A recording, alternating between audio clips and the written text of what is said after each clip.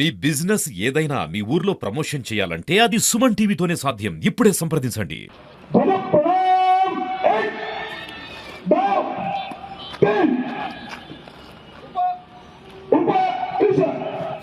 సంఘం అంటే క్రమశిక్షణ, సంఘం అంటే సమర్పణ, సంఘం అంటే సమాజం కోసం పనిచేసేటువంటి సంస్థ, సంఘం అంటే నిస్వార్థంగా పనిచేసేటువంటి స్వయం సేవకుడు, సంఘం అంటే తమకంటూ ఆలోచన చేయకుండా కేవలం దేశ హితం కోసం మాత్రమే పనిచేసేటువంటి వాళ్ళు.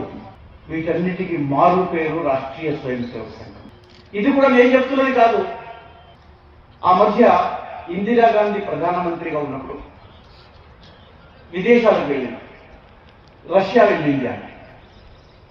రష్యాలో ఆమెకు స్వాగతం పలికారు, కవాతులు నిర్వహించారు.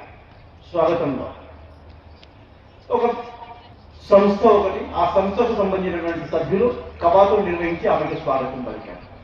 కార్యక్రమం స్వాగతం తర్వాత అక్కడినటువంటి ప్రభుత్వాధినేతలు ఇందిరాగాంధీని అడిగారు, మీ దేశంలో కూడా ఇట్లాంటి ఏదైనా స్వచ్ఛంద సంస్థ ఉందా?